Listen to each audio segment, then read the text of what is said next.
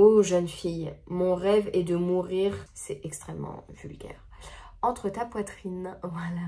Mais punaise, mais lui, il mériterait bien une petite correction. Je sais pas, moi j'ai ça, mais je suis pas pour la violence, hein. Ah mais bien le bonjour, bienvenue.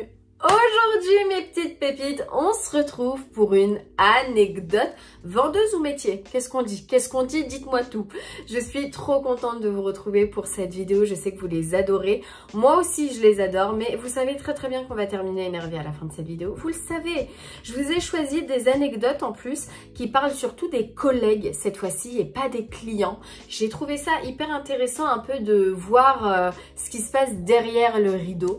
Et franchement, j'ai plein de petites anecdotes à vous raconter aussi personnelles qui m'ont rappelé justement, qui ont fait écho à ce que j'ai vécu dans le monde du travail. En tout cas, j'espère que cette vidéo va vous plaire. Avant ça, mes pépites, je vous laisse avec une courte publicité en collaboration avec la marque Herborian où je vous montre mon rituel de nettoyage de peau du soir. Je propose qu'on fasse ensemble ma night routine. Donc ça fait quelques mois que j'utilise l'huile démaquillante ainsi que le gel nettoyant de la marque Herborian. L'huile démaquillante va me permettre de décoller tout ce qui est pollution, maquillage, etc., etc. Et le gel nettoyant va me permettre de retirer et parfaire tout le démaquillage. La peau est extrêmement propre, nettoyée, très lumineuse, très belle. Ensuite, le Skin Hero Peeling. Donc, c'est un peeling qui va me permettre d'exfolier mon visage. Je le fais une fois par semaine et le soir surtout. Donc, il va me décoller toutes les cellules mortes, toutes les peaux mortes, me resserrer les pores, m'éliminer également les taches, etc. Je le laisse seulement 2 minutes et c'est ça ce que j'adore dans ce peeling. Si vous voulez vraiment aller au maximum de ses capacités, vous pouvez le laisser 5 minutes. La peau est lissée, unifiée, tellement douce. Ce peeling, je l'adore. Ensuite, comme les Coréennes, elles font des masques tous les soirs, moi je vais me faire le Ginseng Patch Eye, le Eye Patch plutôt. Donc c'est un masque pour les yeux qui va me permettre de réhydrater mon contour des yeux, l'illuminer, etc. Et je viens ajouter ce Bébé Shot Masque, donc il va me faire une peau de bébé, ce masque réhydrater en profondeur la peau. Je le laisse 15 minutes sur mon visage et ensuite, vous allez voir quand je vais retirer les masques, il y aura un excédent de produit que je vais venir masser délicatement sur tout mon visage et le faire pénétrer profondément. Et là, ma peau, alors là, va boire tout le produit. Elle sera lumineuse, repulpée, hydratée en profondeur. Nickel. Ça fait 2 ans et demi maintenant que j'utilise tous les soirs la Skin Therapy de chez Herborian. Il y a la petite bouteille et la grande bouteille. La petite bouteille, j'emmène toujours en vacances avec moi. Cette huile de nuit, si vous ne l'avez pas testée, franchement, vous ratez. C'est une huile avec 17 super ingrédients à l'intérieur. Vous avez du piment rouge à l'intérieur, du ginseng, du yuzu, de l'acide hyaluronique. C'est un cocktail absolument incroyable, explosif, qui va faire que votre peau soit la meilleure version d'elle-même. Seulement 3 gouttes suffisent, vous l'appliquez tous les soirs, soit toute seule, soit à la fin de votre routine. J'ai complètement oublié de vous dire ce détail très important, cette huile n'est pas grasse, c'est-à-dire que votre peau va l'absorber très facilement et va vous laisser une peau toute douce et non collante. Franchement, je ne peux plus m'en passer. Le résultat sur ma peau est juste incroyable, mon teint est unifié, lumineux, ma peau réhydratée, repulpée, les taches sont diminuées. Regardez juste le lendemain ma peau. Vous comprenez pourquoi je peux plus m'en passer, ça fait 2 ans et demi que j'utilise. J'ai un stock de cette huile, vous ne pouvez même pas savoir. Ensuite, je viens appliquer la Skin Hero Glow, donc c'est un soin perfecteur que vous pouvez utiliser soit en crème hydratante, soit après votre crème hydratante. Donc il va vous illuminer la peau, vous faire une peau parfaite instantanément, vous l'hydrater instantanément. Et en 7 jours, vous aurez des résultats sur votre peau, le grain de peau affiné, le teint unifié. Sinon, vous avez la version mat, donc sans l'effet glass skin. Donc la Skin Hero, pareil, perfecteur de teint, c'est exactement la même chose. En 7 jours, vous allez voir votre peau améliorée. Donc à vous de choisir la version que vous préférez. Moi, j'ai un coup de cœur pour la Glow, franchement. Ensuite, je viens appliquer donc la même chose, le Skin Hero, mais cette fois-ci pour les yeux. Donc il va m'embellir en fait mon contour des yeux instantanément, me l'hydrater instantanément.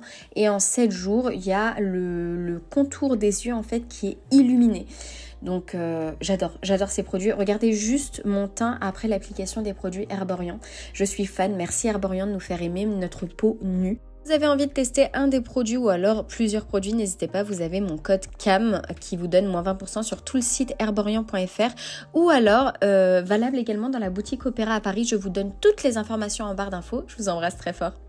Et c'est parti pour la vidéo mes pépites. Ah oui, et petit détail que vous ne savez pas si vous regardez pas mes threads d'horreur, c'est que maintenant, pour lire sur mon écran, sur mon téléphone, je suis obligée de porter des lunettes. Bonjour, Cam, secrétaire enchantée.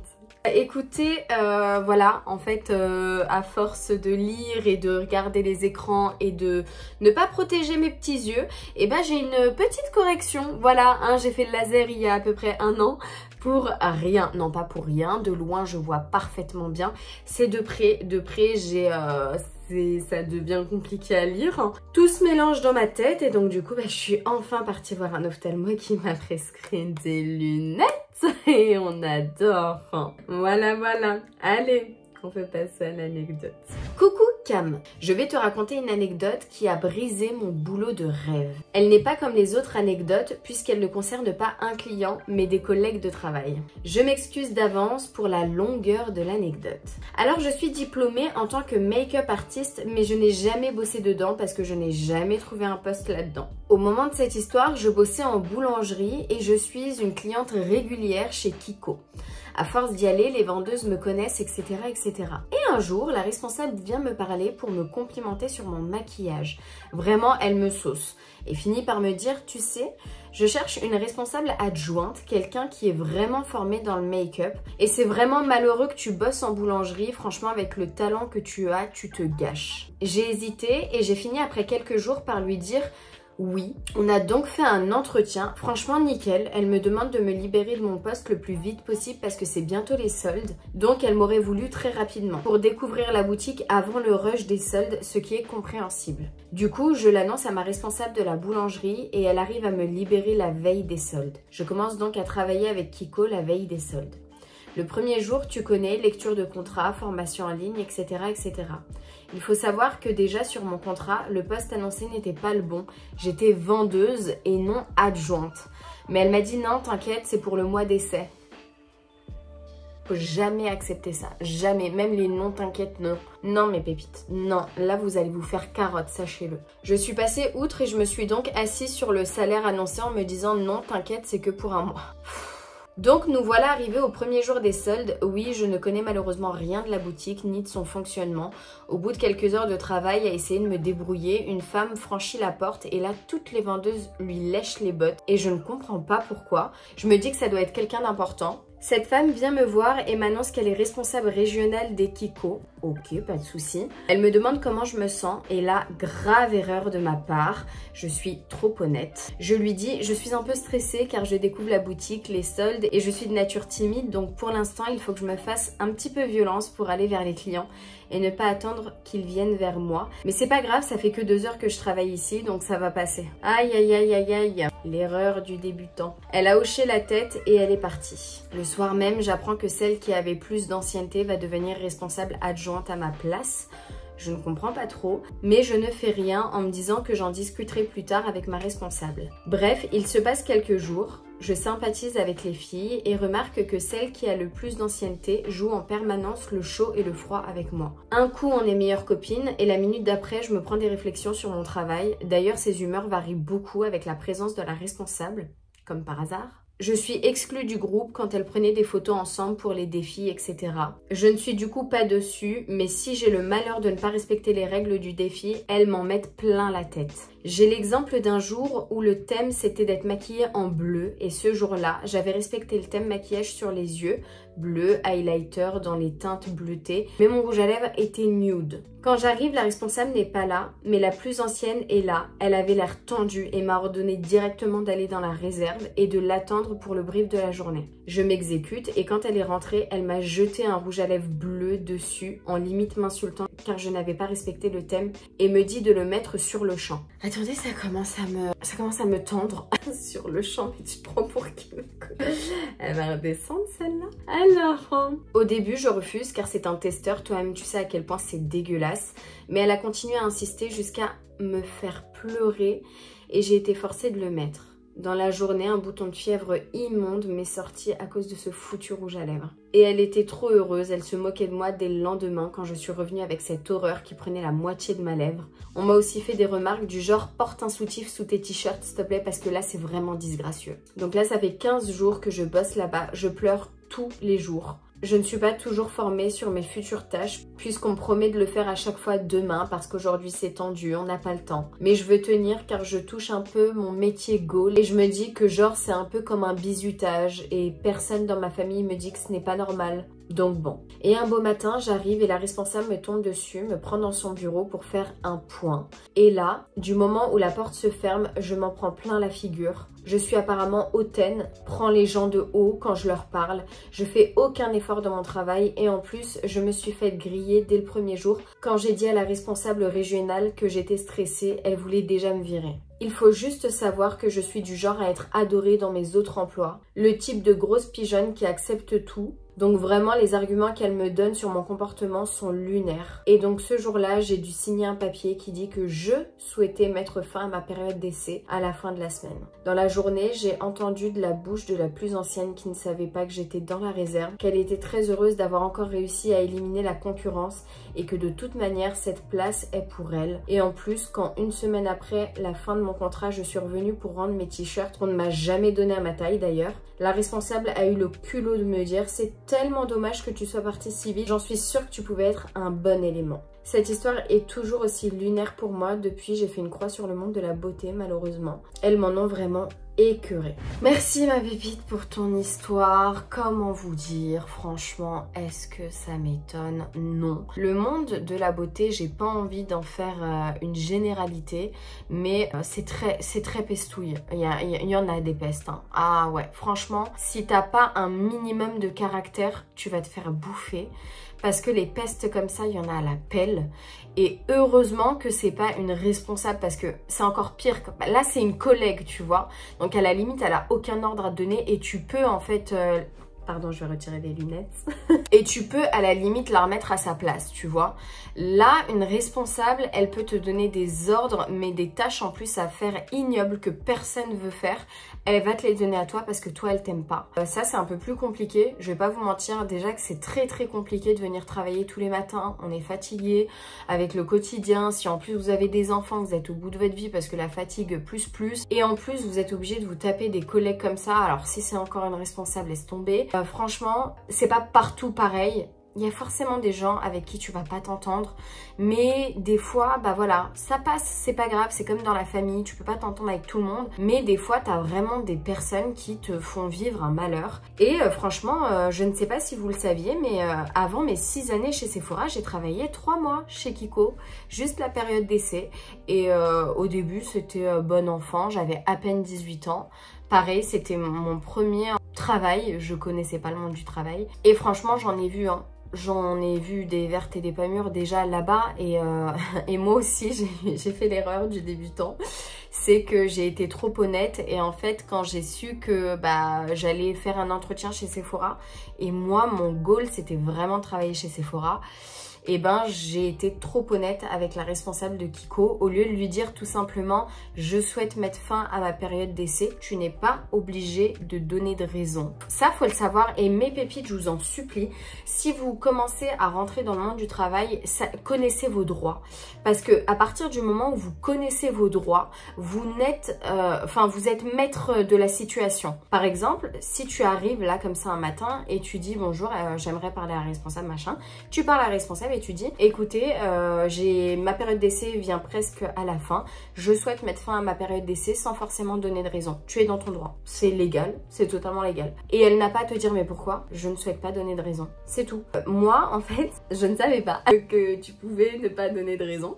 Donc j'ai dit tout simplement parce qu'en fait je vais faire un entretien et tout à Sephora et c'est possible que je sois prise, etc. etc. Je l'avais déjà fait l'entretien, j'avais déjà été prise, mais ça je voulais pas tu vois leur dire. Elles m'ont fait vivre des vertes et des pas mûres. Franchement, que je les lâche en fait pour Sephora, elles ont pris trop le seum. Quand je dis elle, c'est surtout la responsable. Elle voulait pas, elle ne voulait pas. Peut-être parce que je partais à la concurrence ou je sais pas, ou pour elle c'était un couteau dans le dos. En fait, elles m'ont dit, et ça c'était très vicieux, enfin elle m'a dit, c'était extrêmement vicieux de sa part, mais il faut savoir que dans le monde du travail, il y a énormément de personnes vicieuses qui ne vous veulent pas du bien. En fait, à partir du moment où tu passes ta période d'essai, si tu reviens mettre un pied dans le magasin, tu commences ton CDI. en fait. Et en fait, moi j'avais terminé ma période d'essai, donc j'étais partie. Et là, un jour, j'étais à table avec mon papa, paix à son âme, et je reçois un appel de la responsable justement qui me dit « Coucou Cam, machin, j'espère que tu vas bien. Écoute, en ce moment, on est très débordé. Est-ce que tu pourrais venir juste aujourd'hui faire quelques heures de renforcement, d'aide et tout. Bien sûr, ça sera payé, hein, tout sera payé, machin, mais c'est juste qu'on est vraiment au bout du rouleau, machin et tout. » Et j'entendais dans sa voix qu'elle était vraiment pas bien. Et moi, j'avais mis l'haut-parleur pour que mon père entende. Et mon père me dit comme ça. Et moi, du coup, je lui dis, bah non, je suis désolée, je suis pas disponible aujourd'hui, machin. Je raccroche le téléphone et je dis à mon père, mais papa, pourquoi ça se fait pas et tout, machin. Il m'a dit, mais tu sais pas que si tu y retournes, t'as plus le droit de repartir. Genre, ta période d'essai, elle est finie. Tu dois pas retourner dans le magasin. Elles vont te coincer. Et moi, j'étais là, oh mon Dieu, mais heureusement que tu me l'as dit, moi, comme une débile mentale. Mais j'allais partir les aider, bah juste parce que t'es gentil, en fait. Et en fait, faut pas être gentil. Enfin, en fait, faut pas être naïve. Faut vraiment pas être naïve, c'est ça le mot, c'est pas gentil, faut pas être naïve dans le monde du travail. En tout cas, ça m'étonne même pas, mais que ça soit chez Kiko ou chez d'autres, enfin, s'il vous plaît mes pépites, connaissez vos droits quand vous commencez dans le monde du travail, c'est tellement important. Merci infiniment pour ton anecdote métier. Bon, c'est une expérience à prendre comme une autre, ne sois pas dégoûté du monde de la beauté, parce que j'ai envie de te dire, quand on lit les anecdotes métiers, même ailleurs, l'herbe n'est pas forcément plus verte. Donc bon, si vraiment un jour t'as envie d'y retourner, vraiment te mets pas de bâton dans les roues quoi. J'espère que tout se passera bien pour toi. Mais je ne sais pas si vous vous rendez compte, mes pépites, je parle énormément dans cette vidéo, j'espère que ça vous saoule pas. Je ne sais pas si vous vous rendez compte, mais elle a fait des études de make-up artiste, c'est extrêmement cher. C'est très cher. Et en fait, tu peux pas trouver de métier là-dedans alors que tu as payé ta formation. Franchement, ça me fait très mal au cœur. On t'embrasse très fort et je vous propose qu'on passe tout de suite à la deuxième anecdote. Là, c'est emploi saisonnier en EHPAD. Il y a un titre. Coucou Cam, je voulais te dire que je t'adore et que je ressens toute ta bienveillance à travers tes vidéos. Merci infiniment. Alors voilà, je t'écris pour te raconter une petite anecdote métier. J'avais 18-19 ans à l'époque et même si j'en ai 25 aujourd'hui, je suis toujours un peu marquée par ce que je vais te raconter. Comme je te disais, j'avais 18-19 ans et les étés, je travaillais dans un EHPAD pour me faire un peu d'argent. Un jour, je me rends dans la chambre d'un résident car je devais changer ses draps. Le petit papy se trouvait alors avec sa femme. Je toque à la porte qui était ouverte et leur explique que je vais changer les draps. Je leur dis « Bonjour, je viens changer les draps, je n'en ai pas pour longtemps. » Je commence donc à changer les draps tranquillement sans me mêler de leur discussion. Désolée si vous entendez le vent, mes pépites, j'ai ouvert la porte parce que j'ai trop chaud avec ce gros pull. Je fais mon travail tout simplement. Je contourne le lit et me retrouve alors à tourner le dos au couple. Et là, tu te doutes, quelque chose va se passer. Je suis penchée en train de border le lit quand je sens une main atterrir sur mes fesses. Sous le choc, je n'ose pas me retourner de suite. Quand j'ose enfin me redresser après avoir fini de border le lit, je vois le sourire en coin du papy. Je m'adresse à lui en essayant de rester calme tout en lui disant que c'est un geste ultra déplacé et qu'il ne doit pas faire ça. Le papy me regarde comme si ma remarque ne l'importait pas et me répond « J'y peux rien si t'es jolie ». Mais attends, mais Je regarde alors sa femme et lui dis « Et vous, ça ne vous dérange pas qu'il me touche les fesses devant vous? Vous trouvez ça normal ?» Sa femme me regarde de haut en bas et se met à rire. Je te jure que j'avais envie de les gifler tous les deux. Bien évidemment, je ne l'ai pas fait car ça m'aurait coûté cher de lever la main sur un résident. Je ramasse alors les draps sales et sors dans le couloir encore choquée. Je croise une collègue et lui explique ce qu'il vient de m'arriver. Elle me dit que ce résident a souvent les mains baladeuses et qu'il fait ça devant sa femme régulièrement quand elle lui rend visite. Je continue alors mon travail tranquillement, même si je suis choquée et un peu dégoûtée du manque de soutien de mes collègues. Tu me diras, elle s'en fichait peut-être car j'étais juste un renfort pour l'été. Mais l'histoire ne s'arrête pas là. Je suis contrainte de rester dans ce service et de me retrouver encore face à ce résident. Le soir, je place le résident en question au restaurant de l'EHPAD. Je suis obligée de lui nouer sa serviette de table autour du cou. Et là, il me sort « Oh, jeune fille, mon rêve est de mourir. » C'est extrêmement vulgaire. Entre ta poitrine, voilà, mais d'une façon un peu plus vulgaire. Vas-y, serre-moi fort, qu'il dit. Punaise, mais lui, en fait, faut l'aider à partir. Vraiment, à aller voir la lumière. Je vous jure. Je finis alors de lui mettre sa serviette et m'éloigne le plus vite possible de cette personne qui me dégoûte de plus en plus. J'explique de nouveau la situation à mes collègues qui me disent qu'elles n'ont pas le temps pour ça et qu'il reste encore beaucoup de résidents à amener à table. Je veux bien croire que les résidents sont en manque d'affection, mais de là à me draguer et me dire des choses pareilles, je ne suis pas d'accord. J'ai l'âge de leurs petits-enfants. Ça me choque et me répugne. Toutes ces péripéties ont fait qu'après cet été-là, je n'y ai plus jamais remis les pieds car on ne m'a pas soutenue ni changé d'étage malgré mes remarques. Voilà pour mon anecdote métier, je t'embrasse très fort. Gros bisous ma pépite, merci infiniment de nous avoir partagé en fait ton anecdote qui est absolument très dérangeante. Vous imaginez mes pépites, c'est tellement dur déjà d'aller au taf. Non mais je rigole parce que j'ai envie de pleurer en fait. C'est tellement dur déjà d'aller au taf, de trouver un taf, d'avoir des collègues sympas. Mais alors t'imagines, pour moi c'est une agression. Là tu te fais agresser là. Parce que la main aux fesses, c'est une agression. Et le fait que tu lui noues sa serviette et qu'il te dise ça, franchement, punaise, mais lui, il mériterait bien une petite correction. Je sais pas, moi j'ai ça, mais... Je suis pas pour la violence, hein. Ah mais... Non, mais je sais pas, c'est chaud. Le mec, il est proche de la mort, il fait ça. Je sais pas, au bout d'un moment, remets-toi en question, frère. Tu vas passer de l'autre côté. Essaye de faire des bonnes actions. Mais c'est répugnant, hein. Mais c'est répugnant. La pépite, elle a l'âge de la petite fille à ce grand-père. De la petite fille, 18, 19 ans. C'est... J'ai même pas les mots. Ça me répugne. Et puis l'autre, sa femme là qui sert à rien, là qui la regarde de haut en bas et qui rigole. Bon alors elle est pas mieux que son mari. Hein. Ouais, ils se sont bien trouvés les deux, moi je te le dis. Hein. Bon, alors est-ce qu'on va finir énervé à la fin de cette anecdote? C'est que la deuxième, c'est que la deuxième. Troisième anecdote mes pépites, troisième anecdote. Bonjour Cam et coucou les pépites.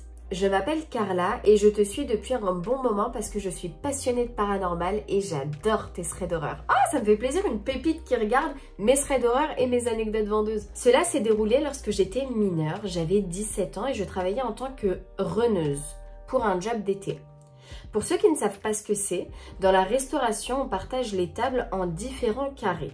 Chaque carré est dirigé par un ou plusieurs serveurs afin de faciliter l'organisation et que chacun puisse se concentrer sur ses propres clients. Un runner est celui qui, à la différence du serveur, ne prend pas les commandes et n'encaisse pas les clients. Il dresse les tables, les débarrasse et apporte les plats.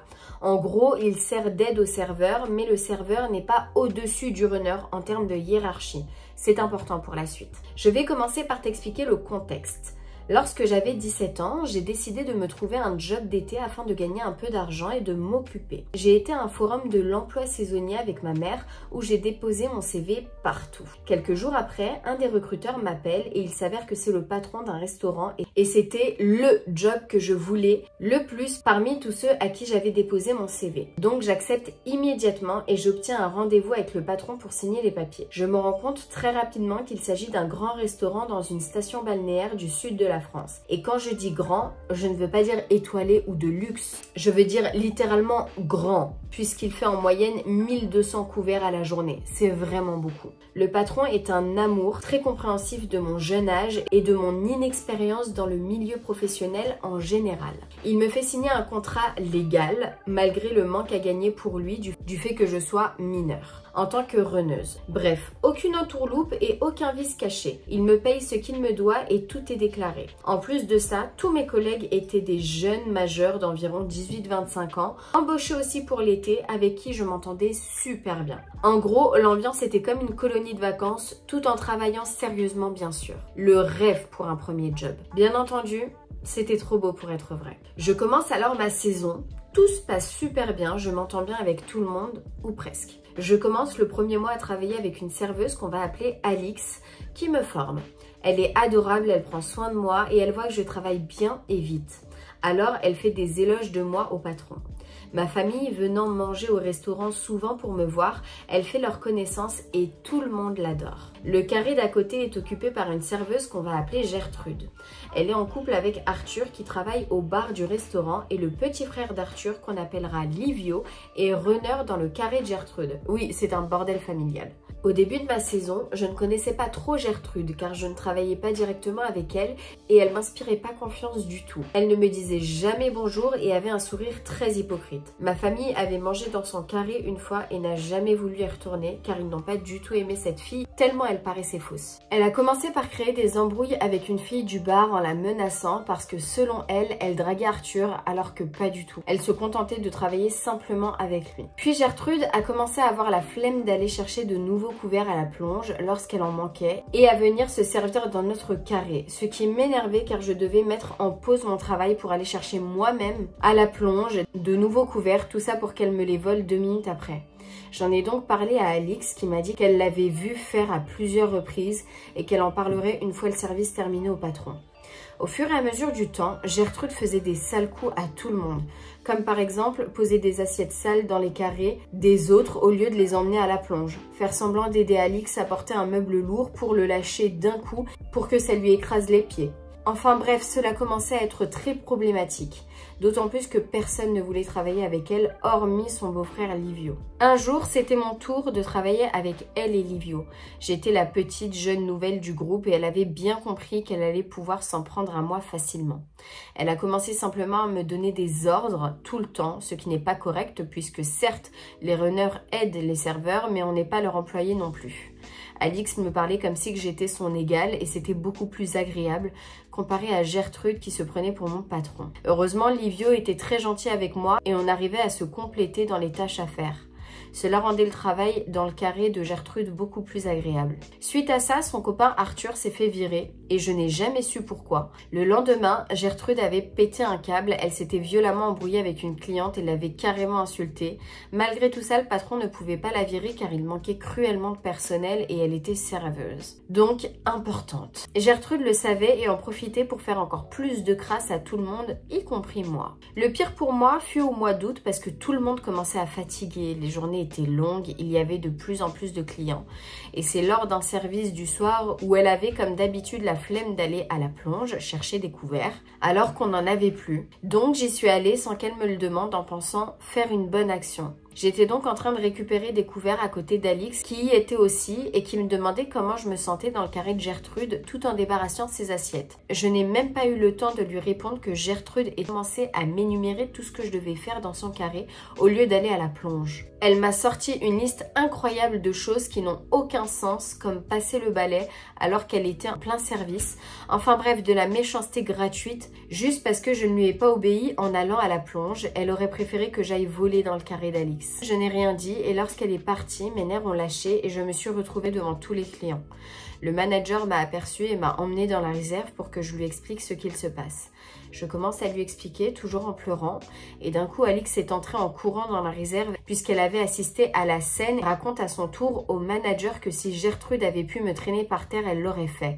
Pour prouver tout ça, Alix attrape mon bras, le montre au manager et en effet on voyait toujours la trace de la main de Gertrude qui prouvait la violence de l'acte. Le manager a convoqué Gertrude et il a voulu qu'on s'explique toutes les deux avec lui. Celle-ci a fait les yeux doux et lui a dit que je faisais mal mon travail puisque j'allais me cacher dans la plonge au lieu de travailler. Heureusement pour moi qu'Alix avait déjà depuis le début de la saison fait des éloges à tout le monde à propos du fait que je travaille super bien, car c'est ce qui a mis la puce à l'oreille au patron à propos de Gertrude et de son comportement. Suite à tout ça, je n'ai plus jamais travaillé dans son carré, j'ai été dans un autre qu'on appelle le patio qui se trouve à l'arrière du restaurant et qui est réservé aux familles nombreuses.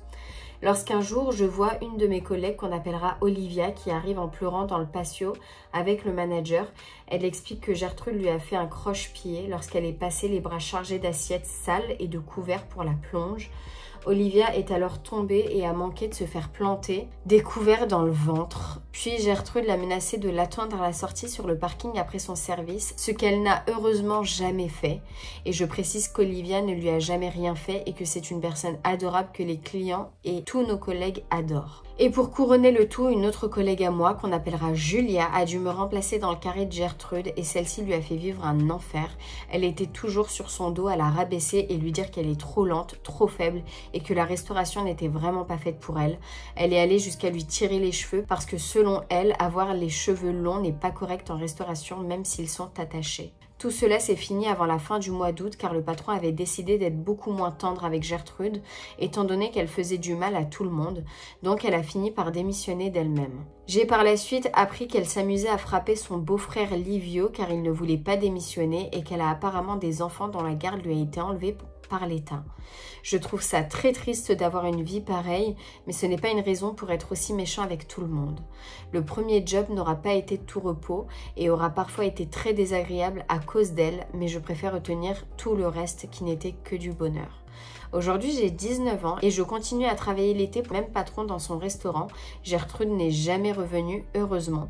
Et je travaille toujours avec Alix et Julia. Merci infiniment, ma pépite, pour ton histoire. Je me suis crue dans une série. La Gertrude, elle est restée beaucoup trop longtemps. Beaucoup trop longtemps. Elle se sentait invincible et donc du coup, elle se croyait tout permis. Non, mais là, c'est chaud. Là, en fait, la meuf, elle vient au taf dans le but de nuire à une personne ou même à tous ses collègues. C'est chaud.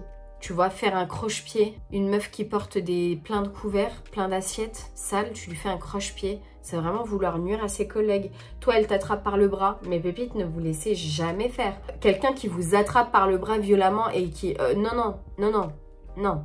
Chacun a sa place. Il n'y a personne qui a le droit de vous toucher. Sachez-le, personne n'a le droit de vous toucher. Et encore moins vous attraper le bras violemment. Ça, c'est non. Ne vous laissez jamais faire, jamais. Non, le patron, là, il a merdé. Alors oui, il était beaucoup trop occupé. Ou alors, il s'est dit, je peux pas me passer d'elle parce qu'elle est serveuse et ça va me mettre dans la merde. Il y aura un carré, machin, truc. Ouais, mais là, elle fait vivre l'enfer à tout le monde. Genre, tout le monde pleure. Genre, je sais pas si vous vous rendez compte. Quand t'arrives au point où tu pleures, c'est que vraiment tu as atteint une limite, tu vois, que normalement tu n'aurais jamais dû atteindre sur ton lieu de travail. Enfin bref, Dieu merci, cette Gertrude à la poubelle et elle frappe son beau-frère. On aura tout vu. On aura tout vu. Enfin bref, je vous propose qu'on passe tout de suite à la quatrième et dernière anecdote, mes bébites. Bonjour Cam, dans cette histoire, je vais m'appeler Tiana.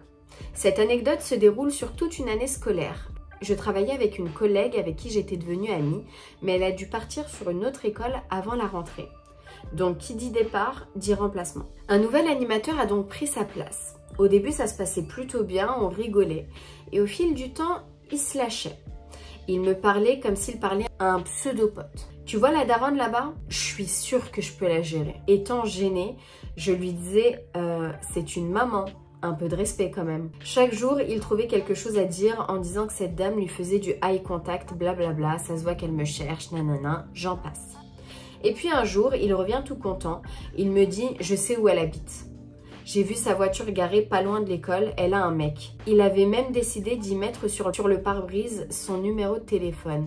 Elle me met entre parenthèses « Big Stalker ». Quelques jours plus tard, il me confia que cette jeune dame l'avait contacté et qu'elle hésitait à se lancer dans une aventure d'après ses dires. Ma réponse a été « Tu t'imagines que tu vas briser une famille là ?» Je suis sûre que vous imaginez le beau gosse qui fait tomber toutes les femmes. Alors là, pas du tout, loin de là. Puis un jour, une nouvelle dame de cantine était en remplacement d'une semaine. C'est une cuisine qui fonctionnait avec une seule personne, petite école maternelle. Il commence à me confier qu'il avait aussi demandé le numéro de cette dame en prétextant que c'était professionnel. Et bien sûr, il me confie qu'il avait pris des snaps du dos de cette dame pour parler de son fiac, comme il le disait à ses potes sur Snap. Trop, c'est trop, mon attitude envers lui a commencé à changer. Je ne lui parlais presque plus, uniquement pour le travail. J'étais dans l'hésitation à tout balancer à notre coordinatrice, mais je craignais qu'elle ne prenne pas la chose avec gravité, car elle s'entendait super bien avec cette énergumène. Le matin et le soir, travailler avec lui, c'était trop difficile. Un jour, à un pot de départ d'une collègue de l'école d'à côté, j'ai tenu à être présente, et là, devant tout le monde, il se fait mousser. Oui, depuis que je suis dans cette école, c'est moins la déprime, blablabla. Je pouvais vous dire qu'à l'intérieur de moi, j'étais comme un volcan prêt à exploser. Mais c'était un pot de départ, donc bon. Et à la suite de ses éloges envers lui-même, il se tourne vers moi en me disant « Pas vrai, Tiana ?» J'ai juste répondu « Je préfère rien dire. » Et là, il me sort devant tout le monde « Ouais, vaut mieux que tu ne dises rien avec ta langue de vipère. » Et là, le volcan, je peux te dire qu'il a explosé. Ah ouais, langue de vipère, t'es sérieux de dire ça devant tout le monde en plus? Il est préférable que je me casse, sinon ça va aller trop loin.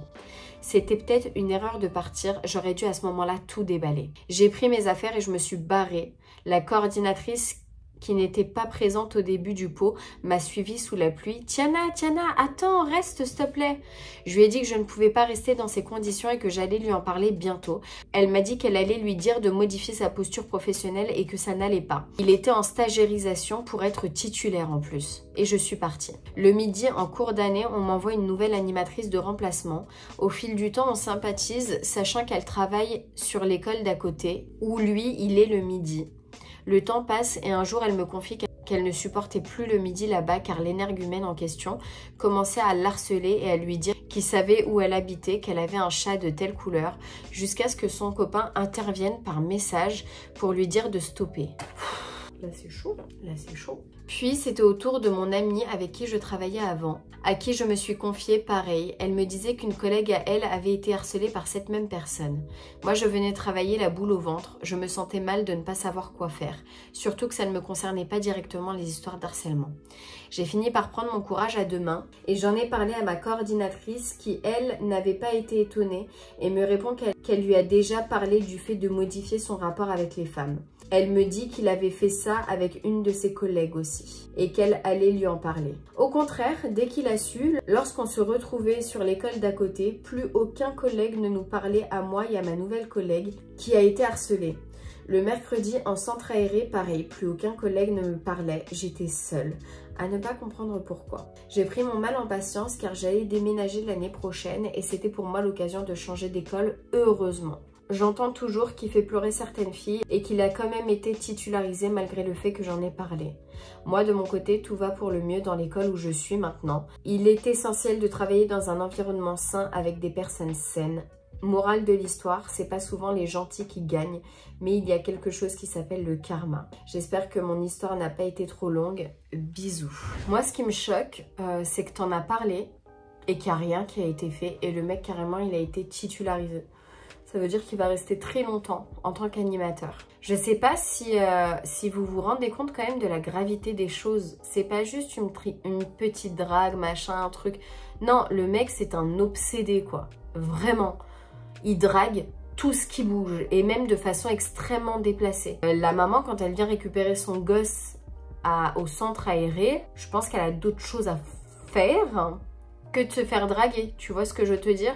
Bon après, je fais une généralité, mais moi je parle dans mon cas, tu vois. Mais lui, il est très insistant. Genre le mec, il a carrément vu où elle habitait, il a vu avec la voiture, il a laissé son numéro sur le pare-brise.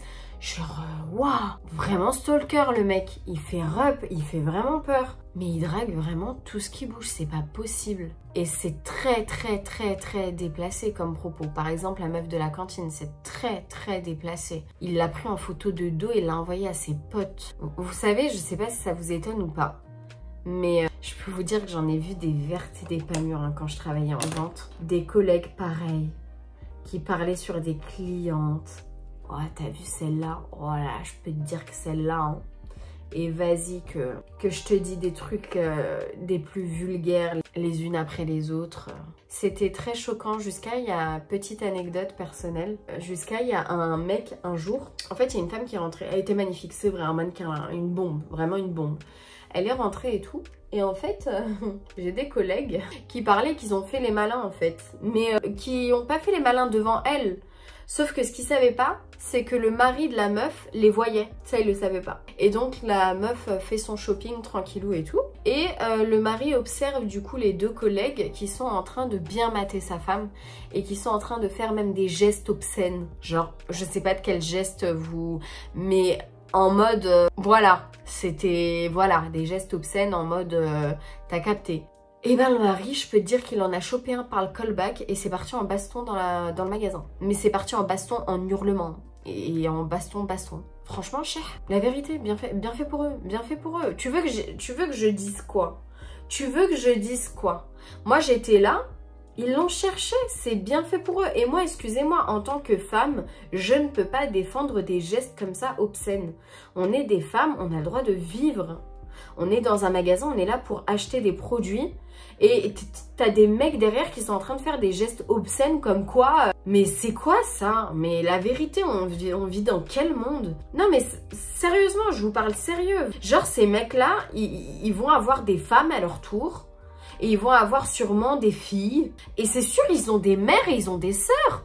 Tu vois? Mais je sais pas, mais ça tourne pas rond là-dedans. Mais la vérité est... Franchement, cher, c'est bien fait pour eux. Ah, alors là, j'étais bien content que le mari, là, il leur a foutu une raclée. Oh là là. Limite, il manquait juste les pop-corn, je vous jure. Enfin bref, voilà mes pépites. J'espère que ces anecdotes métiers vous ont plu. N'hésitez pas, comme d'habitude, on débat en commentaire à me dire si vous êtes choqués ou pas par ces anecdotes. Quelle anecdote vous a le plus choqué? Et n'hésitez pas à nous dire si vous aussi, ça vous rappelle en fait des petites choses que vous avez vécues, si ça a fait écho aussi à ce que vous avez vécu dans votre vie professionnelle. Et aussi pour celles et ceux qui n'ont pas encore travaillé, n'hésitez pas à nous dire si je ne vous démotive pas trop, parce que j'espère que je vous démotive pas à entendre en fait toutes ces histoires dans le monde du travail. Ne vous dites pas que c'est l'enfer, hein, franchement. C'est chaud, mais en fait, faut s'y attendre, c'est tout. Je vous rappelle que vous avez en barre d'infos tous les liens pour avoir moins 20% sur tout le site de Herborian. Les produits sont juste incroyables, donc n'hésitez pas à aller checker ça. Mon code, c'est juste CAM et vous avez moins 20% sur tout le site Herborian. Si t'es resté jusqu'à ce moment de la vidéo, mets-moi en commentaire le mot soleil. Sur ce, je vous embrasse très très fort. On se retrouve en commentaire. Je vous dis à très vite pour une prochaine vidéo. Gros bisous, prenez soin de vous surtout. Ciao.